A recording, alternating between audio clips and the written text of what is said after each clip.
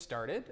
Today, the presentation I'll be making is Discovery to Launch, a user experience focused case study for U of T Woodsworth College. My name is Aidan Foster and my company is Foster Interactive. I'm a front-end architect and user experience designer. My company is on the qualified vendor list for providing Drupal services for U of T. So we made a number of different websites with U of T. We created the alumni.utoronto.ca website, the medicine website, and actually we're running a distribution that runs about 30 Faculty of Medicine websites. And if you're interested in that, bright and early at 8:30 tomorrow morning, we've got another co-presenting with Roberta about that project tomorrow morning. And most recently, we launched the University College website a couple months ago. So, oh yes, and I forgot, we're also working on a product to be able to spin up University of Toronto websites that are on-brand, accessible, and maintained for smaller units and divisions. So if you know anyone who's interested in that, let me know.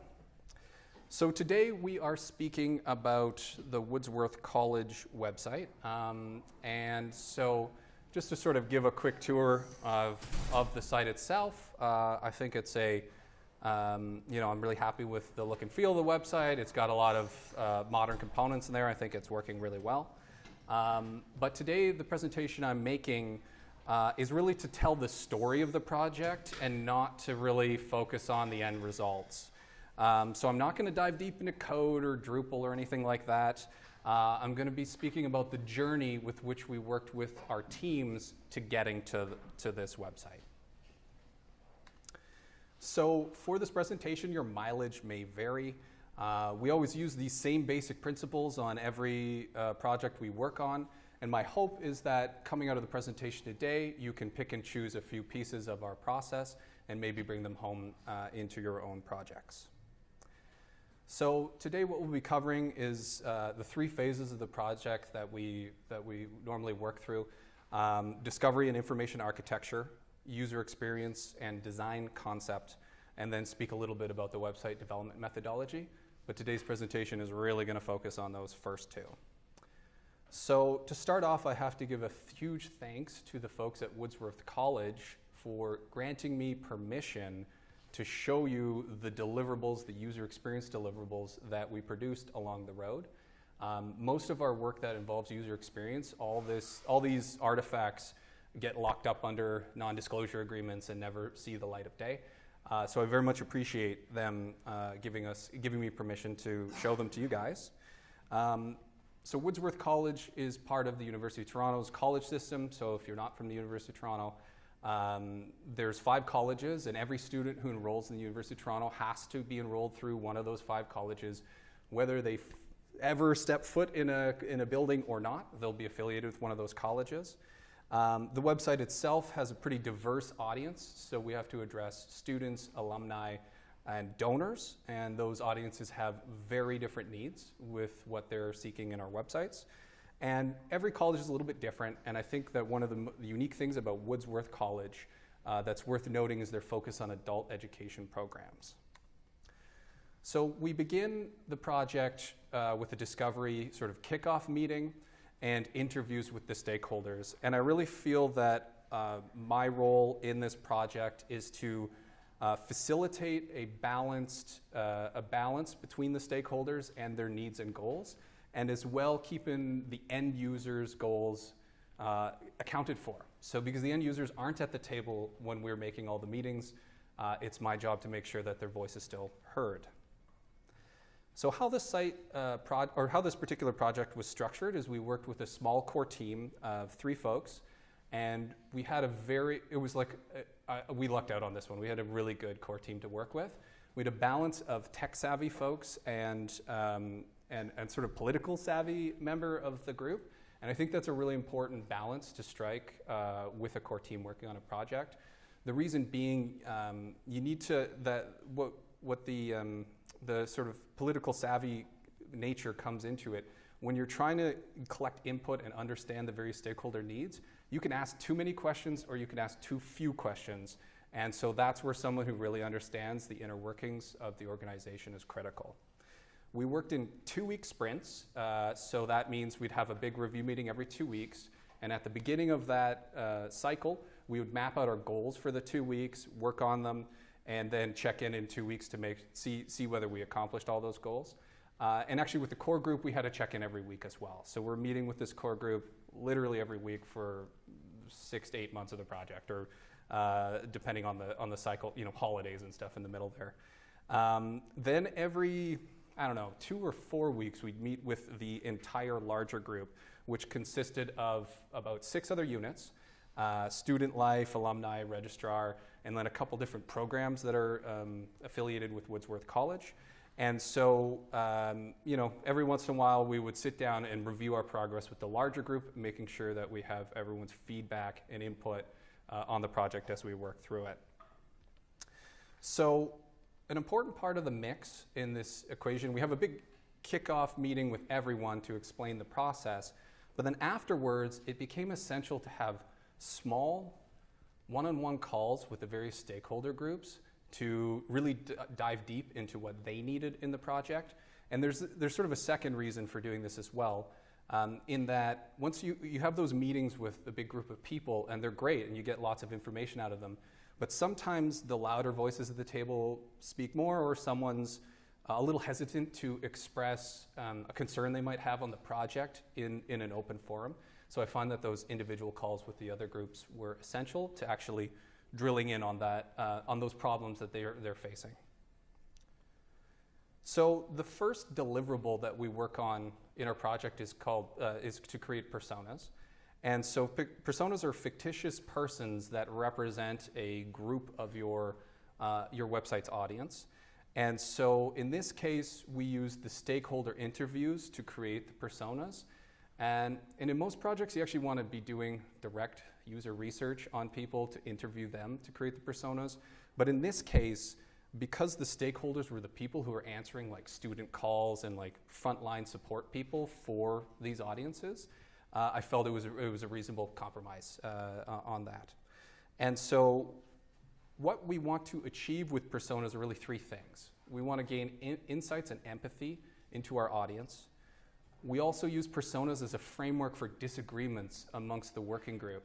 So what I mean by this is that when we have 2 choices on how to build something, and we're discussing that at the table, it reframes that conversation from personal preference, I like this option, I like this option, to a different conversation where we say, our audience persona, which choice will benefit them the most? And so it's an effective way of just reaching compromise and balance amongst team members.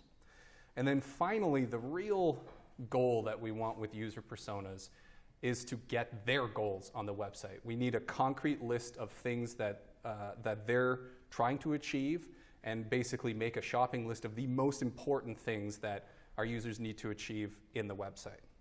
So let's take a look at this. This is actually the artifact that we produced to distribute personas. It's in a website that we could share and send around to the teams. We've got 5 personas in this case: prospective students, first-year students, alumni, and 2 mature students. We go into this student's profile, and you can see there's sort of a quote that's highlighting a poignant quote about her situation, some details about the background and so on, trying to make a realistic story. But the most important stuff is to identify the goals that this person has. So maybe learning about the social aspects of living in residence. And you can see these sort of flow charts underneath, it's called a user journey map, where we're trying to imagine how this person might go through our website and the pages and steps they might visit as they travel throughout our website. And so one thing that's important to consider, especially in the University of Toronto, is that with these with the user journeys that our audience went through for the Woodsworth College website, they usually start somewhere else, like a different U of T website, arts and science, the registrar's office, something like that, goes to Woodsworth College, and then they're going to leave and look at other colleges as well. So it's important to consider what the labels are and how that journey begins and ends outside of our website as well. The next step in the puzzle is a content audit. And in the case of Woodsworth College, there was about 4 or 5 websites that we were combining together into the new Woodsworth College website. So we start with those legacy websites, and we run a content scan on them. And there's some software that we use for this called Screaming Frog, which has a interesting name. And it basically scans through all the websites, and you can imagine it makes an Excel file where each line of the Excel, each row of the Excel file is one page on your website. The second thing it can do is take the data from Google Analytics and merge it back into this Excel file. So now we have some usage data from that. And we take this data and we put it into a Google Sheet. The reason why we move over to Google Sheets is it's easy to share with the entire team. So multiple people can log into the same sheet and see it at the same time. And then we put columns in this sheet to flag what we want to do with this content. And mostly it's garbage collection. We've literally, like on some of these audits, we see thousands of pages. I think we were at 800 in Woodsworth. And so that's way, way, way too much content on there. So we flag what to delete. And then the critical step is every single line that we agree not to delete, someone needs to be an owner of that particular piece of content. What we don't want to do is launch the new website and just forget to migrate some important information from the old website. So let's take a look at that. And as I said, it's a horrendous Excel sheet. The color, there's color coding on it, which is how much traffic it received over the last year. There are columns which are indicating which stakeholder group is the owner of that particular page. The next column over is recommendations that my team produced to say, should we delete it? Should we merge it with some other content? Should we just leave it as is and it's ready to migrate? And then the next section is the actions column, because ultimately the content owners, the stakeholders who are in the team, need to decide for themselves what they want to do with that content. That's not something as an outside person, I can make a recommendation, but it's their section and they own it. So they need to make ultimately the decision of what to do. As you scroll down the sheet, it goes from green to yellow to red. All that's representing is how much traffic these pages received over the last year. And so also it's important to note, like if there's hundreds of pages, to actually pay attention to hundreds of pages is hard. We just look at ones that have at least a significant amount of traffic to worry about. If no one's visited a page in a year, like that, those are great contenders to hit the delete column on. The next step is to create the information architecture. So this is the plan of how we're going to structure the pages throughout the website. We use a software called SlickPlan, which is sort of the best tool I've found to date that helps manage big, complicated information architectures in a way that's web shareable. And so in the case of Woodsworth College, we ended up starting from a supplied information architecture that was given to us. And you can see you can click around in this. So this is, again, another website artifact. And we can put labels on things to identify maybe the kinds of templates that the pages might be. We can attach notes to it about the content and maybe the discussions that need to relate to certain pages. And underneath what started off as a very simple, small section, you can see that this page count is 173 pages inside of there. So we work with the individual stakeholder groups. We map out what collectively we feel is a good information architecture together. We iterate it a few times and do literally little working sessions on parts of the tree and eventually come to the consensus of everyone that we've got a good information architecture. But that proposal of that information architecture is really only a theory. We don't know it's good. It's our best guess.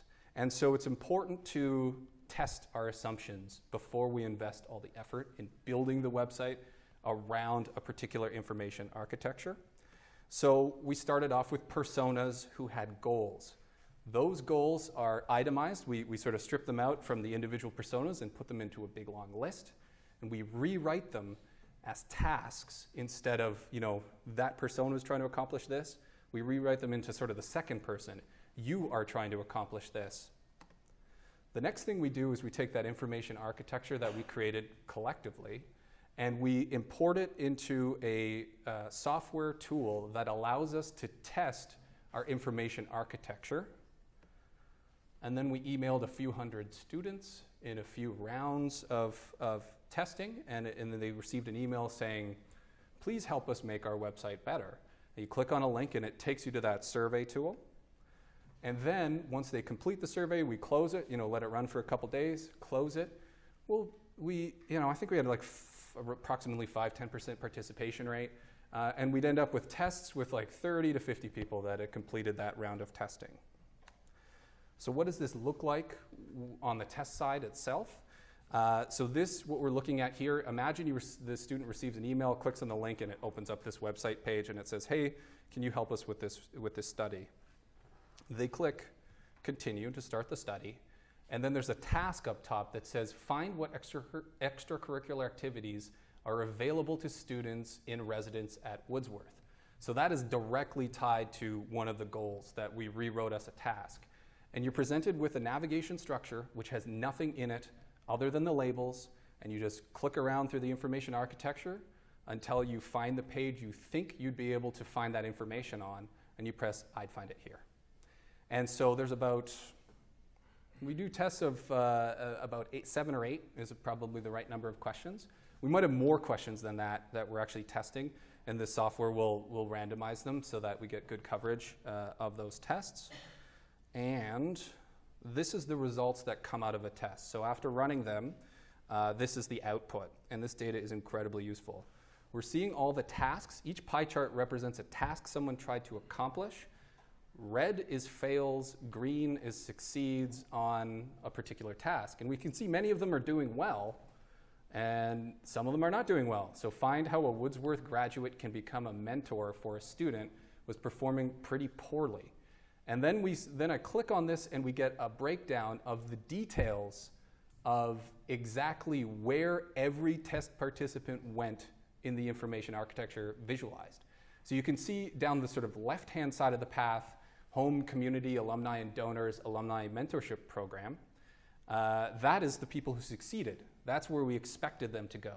But there's this huge chunk of people that went down to the students, support and services, and find a mentor and apply, who went down a part of the path that we just didn't expect them to go down. Had we not run a test, we would never have known that this was there, because we sat down with everyone, we all agreed it was a reasonable architecture. So the results of these tests, we have a couple things to do once we find a goal that's not performing well. We can move the page, we can change some labels, or in this case, we actually had a discussion and realized that we like the structure that's above there, and it's kind of reasonable. We have very different use cases for becoming a mentor and finding a mentor. Like, those are completely different groups of people that need to accomplish these things. So it made sense to have the structure we were on.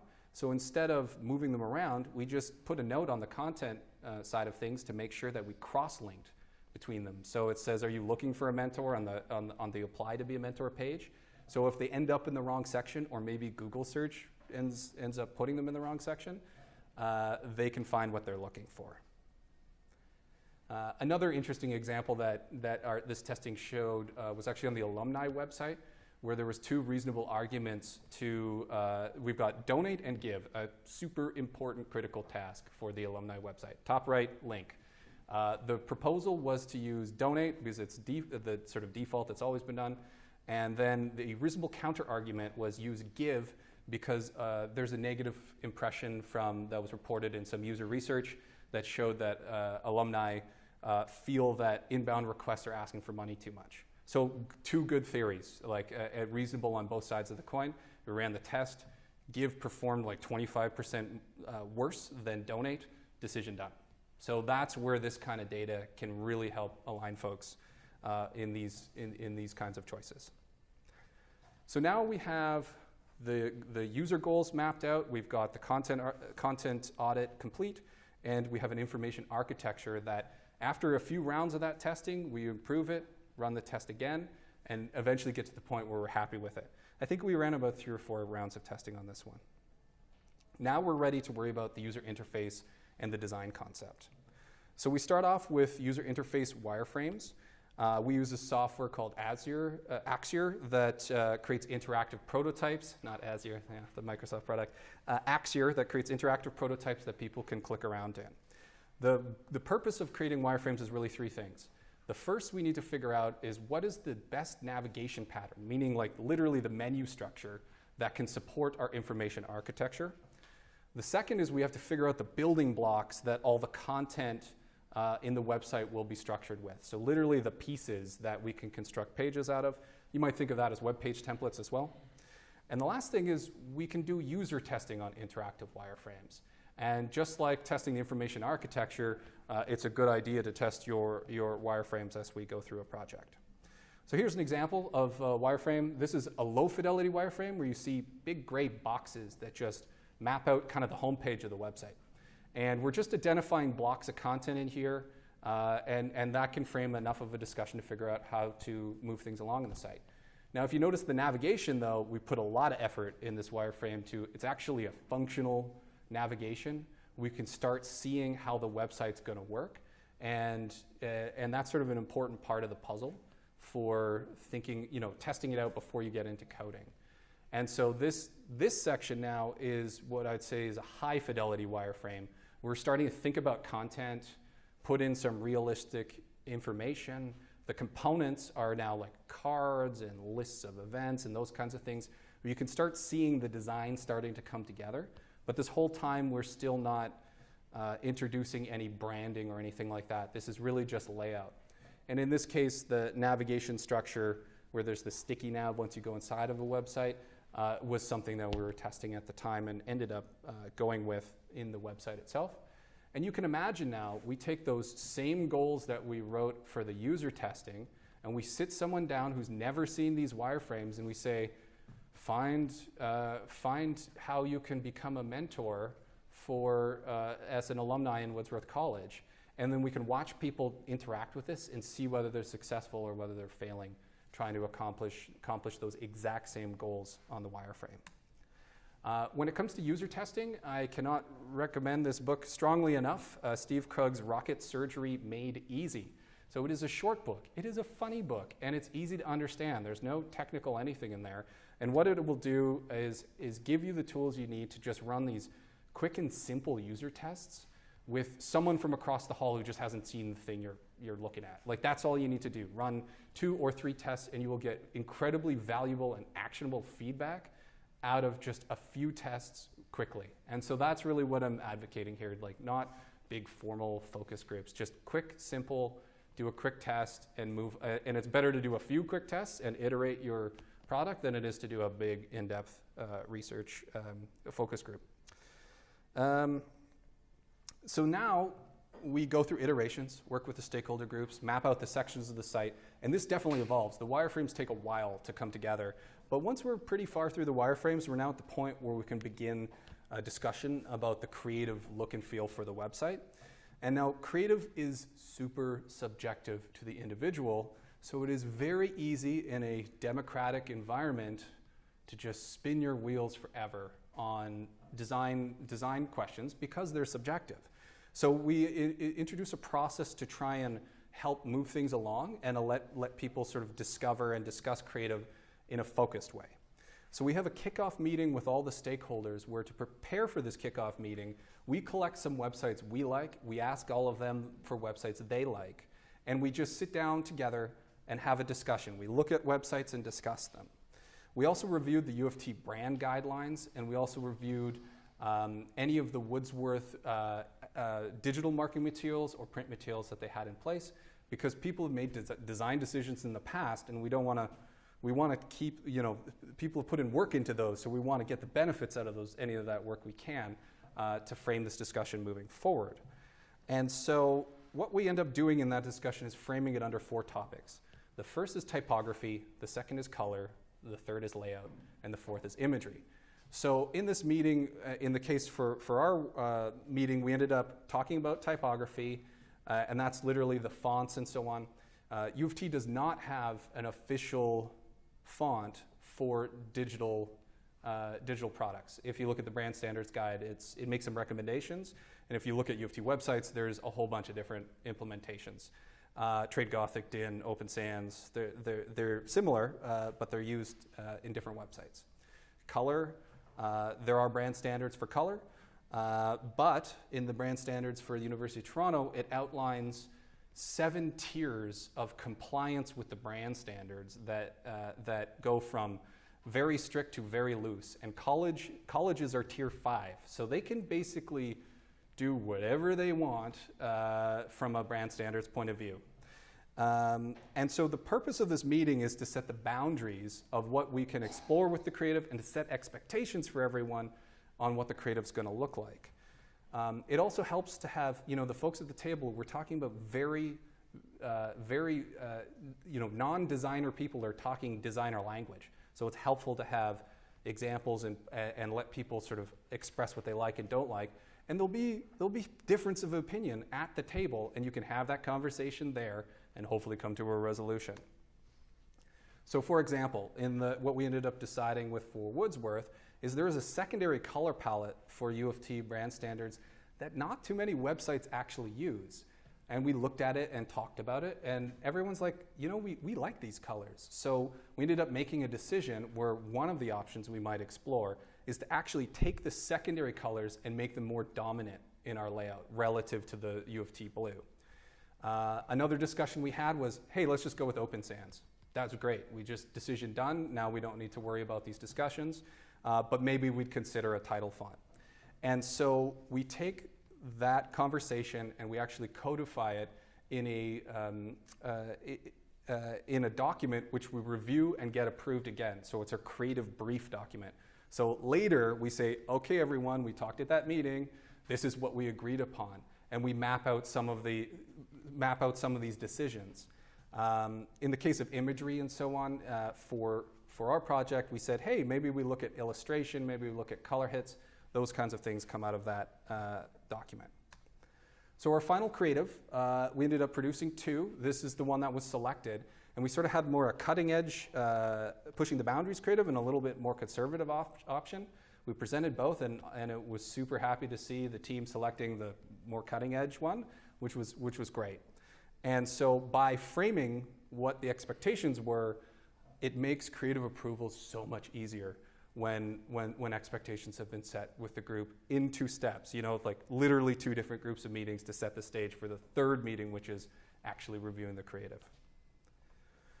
So where are we now in the project when we got our creative approved?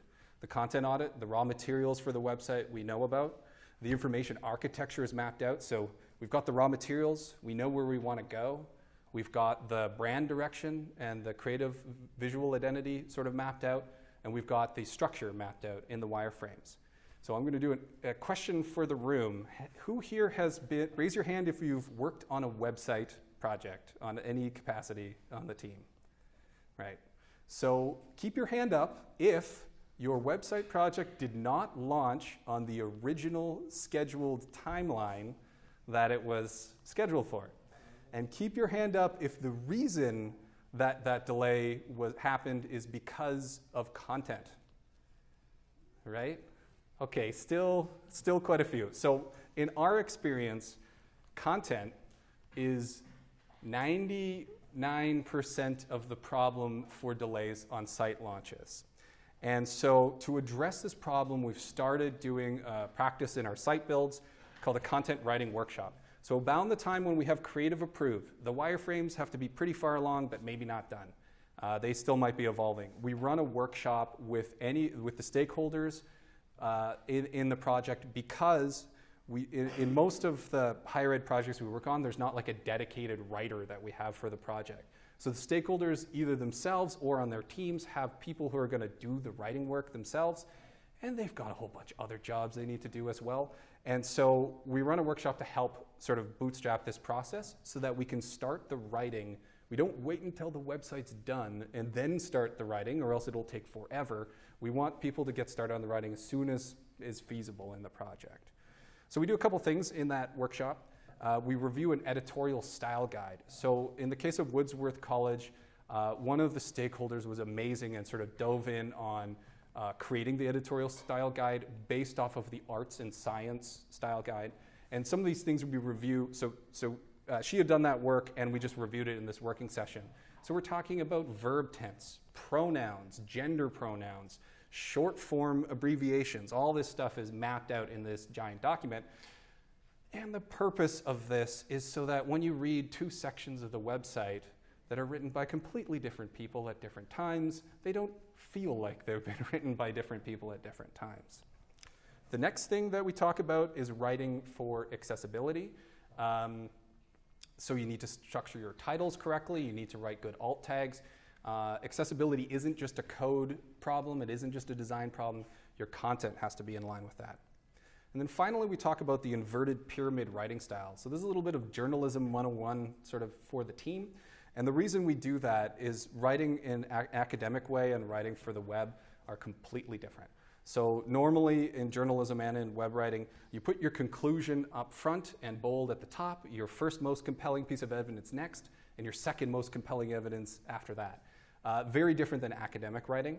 And this needs to be structured this way because that's how people read on the web. They like scan the titles, and then if they scan through the titles on the page, and then if they're interested in something, maybe they read the paragraphs. But it's very different sort of user experience for that. The next thing, and the hardest part of the workshop, is actually, we've got the wireframe with all those components, basically the building blocks that you can use to create the website. We've got some comps on the right, and on the left is the wireframe representing a card component. So that's one of the building blocks we decided to build for the website. We need to run through with the writing team what the components are that will be available to build the website itself, and also review whether the recommended lengths for titles and those kinds of things. So this is, again, another wireframe for like a pretty complicated part of the site, an application process that's got a whole bunch of steps. And you can see there's a call to action component in there. And in this, these are the building blocks. The hero image, and we've got some guidelines on character lengths. You can see it as a wireframe or as the creative sort of version of it. And so we need to review with the team what the pieces of the puzzle are that they can use to write their content for the site. So next, we do a little bit of actual workshopping and trying to take a page and working together to solve how are we going to convert our old content into new content. So literally the first step is you copy and paste your old page's text into a Word document and print it out. And then you identify chunks of content by like drawing boxes around it. And then we looked at the palette of available components and tried to match it up. So in this example at the top, we had like a bulleted list, and there's a listing component. So we're like, okay, that looks like a reasonable match. The next one was a paragraph with 3 subsections. So we're like, maybe a group of cards might work to represent that kind of information. So you can see we're taking the big blob of text and breaking it up into digestible chunks so that people can basically skip over what they're not interested in and find what they want more easily. The next step is where we take that sort of rough idea of what we might be doing with that content, and we put it into what we call a structured template, a structured Word template. And basically, it's exactly the same content copied and pasted into like table cells in a Word document where we say, this is a card, this is the card's title, here is the summary. And you just go through the process of copying it into those Word documents. So this is the point of the project. There is no website yet that people can log into. So we have our teams working away on the content while we're working on the website itself. And eventually we come to the point where there is a website, and we run a second workshop, and now we've got all these structured content documents that are organized by the components in the website, and the interface on the back end of the website operates with exactly the same pieces. So you can end up just copying and pasting those fields you wrote out in the Word document into the matching structure in your website. So it sort of minimizes the effort on the content entry side to just a copy-paste exercise as opposed to needing to think with it. Of course, you're going to need to refine it once you see it in there, but it helps. So honestly, the results of the content writing workshop were mixed. Some people really got it and dove into it. Other folks had a hard time with it. And I'm not surprised by that. We're asking someone to learn a new editorial style, a new way of thinking about writing for accessibility, and how to look at components for a website that doesn't yet exist, and imagine your content in those components. It's a big ask, but not doing it is so much worse because you end up with the big blobs of text in your website when it comes at the end. And some of the people just ran with it and did awesome. So it was definitely a good exercise to go through. So now we get into the last sort of phase of what I'll be speaking about today, and that's the website development sort of methodology itself. I'm not going to talk about the coding things very much, but if you are interested in them, we have an open source project called mainspring.io, which is the Drupal build, like the theme building technology layer that's on the back end that we use to create the theme. And if you're interested in that, I have a different presentation that you could, so you could spend hours talking about all that. So if you're interested, go take a look. But one of the things it does is create what's called a living style guide. So the code in our website, all those building blocks and components I was talking about, they're programmed like that. And what's used on the front end is basically, imagine taking those Lego blocks and putting them together, and that's the front end of the website. The same code generates this documentation system in the back end that is good for developers and good for designers to like make an audit of all the possible building blocks in the website itself. So we're looking at call to action blocks in the back end, text and image components that you can use to build out the page. So I just wanted to show this in the sense that though that same idea of the building blocks comes through from design all the way through to the actual programming in the website itself. Another feature that I'm really proud of this website is the layouts we were able to accomplish on the homepage and in many other places using a technology called CSS grids. CSS is the technology that formats what a website looks like in the browser. And CSS Grid is one of the newer features that has been released that's available in website browsers. It works in all browsers except for old Internet Explorer 11, and there are workarounds. You can kind of fudge it to get it to work. And what it allows you to do is, as web developers, we've always been able to put stuff in columns pretty well. So align the horizontal alignment of our websites pretty well. But what CSS Grid gives us is to be able to vertically space and align things together. So you can see this example here. I'm going to turn on the grid preview. You can see the underlying grid of the home page. It might show up a little faint. There we go. And so now you can see how that is controlling the layout of this mosaic of cards and components on the front page. And as the responsive design comes in, you can see things still vertically aligning in nice ways, even as the layout changes significantly. And so this is only possible using CSS Grid. So if you haven't explored it, I suggest now is the time, because we can do so much more interesting design work with CSS Grid. Another feature that I'm proud of in this website is actually how the main navigation worked out. So this is our mega menu, which is, I think it's visually interesting, but a pretty, it's a standard pattern in websites, and we want to use standard patterns so people don't have to learn how to use them. But then once you go into one section, our user experience research was showing that like people would go deep into one section of the website. So we ended up building this sticky nav that has multiple levels that keeps the visitor inside of a particular section of the website and allows them to browse around inside of that quite effectively. So I thought that was a neat feature that I was proud of when we launched. And so we got to launch. It was amazing. The launch went great. Nothing exciting on a launch is what we're shooting for. And we're maintaining the website now, and there's plans in the future to add new ideas to the site.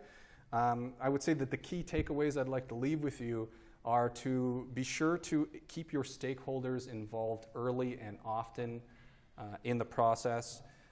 Experiment and iterate on your ideas early in the project when it is cheaper to change your mind than later. Because changing wireframes is easy, changing information architecture maps is easy, and changing code is not easy. And you can see how in our process, everything is structured around the concept of reusable components, from the design phase to the wireframes, to the content, to the code. We follow the same pattern throughout everything so that it's a coherent structure and all the pieces fit together really well when we get to the end of the project. So thank you very much for your time. Thank you for listening. Does anyone have any questions? Yeah. Thanks very much for the look behind the veil. That was really nice, and I thought it was a really good one to information about how your process works. But then here's some cool tools and things to check out. One of the things you talked about was around personas and developing those personas. How did you develop those personas with stakeholders? Did you actually have students, 17-year-old students, come in and help develop that persona, or was this based on their experience after? So the personas were developed primarily through those individual stakeholder interviews with the various stakeholder groups. So that question would be like, who is the audience? Who affects your needs? What are the top complaints that you've heard from them tied into the website? Try and get like realistic problems is sort of a good way to mine for personas. On most projects, it would definitely be advantageous to do the interviews with the 17-year-old students like that because the stakeholder, and we all have biases and we're not aware of our own biases. So there might be groups of people that we're not accounting for when summarizing all the folks we interacted with.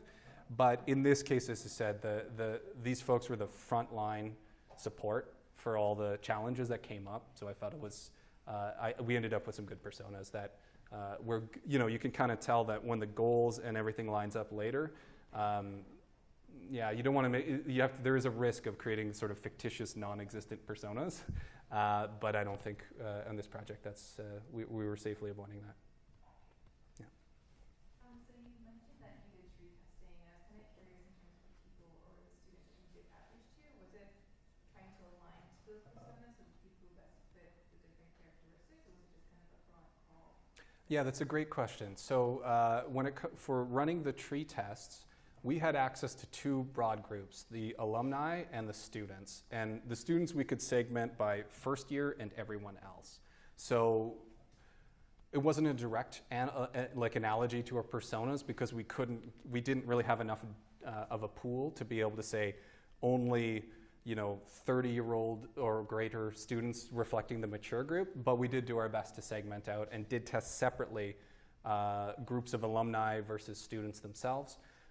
The group that we would have loved to have been able to access that was just impossible was the high school students. So, considering university, but it just wasn't practical to get access to that group. This is a quick follow-up. I don't know if you've mentioned this already, but how long did this project take? I think it was about 7 months, but we had holidays and things in the middle there. So, and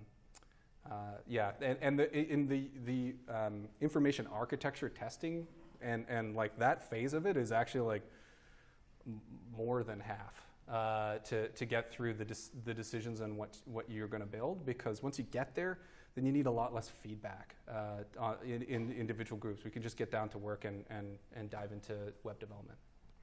Yeah. And then you know you have the accessibility built in for the user content testing and sort of like the workshops that you run. That tends to be like a major problem is users will create inaccessible content once you hit a rating limit. Right. How did you do that for the template itself to make sure that was accessible and tappable?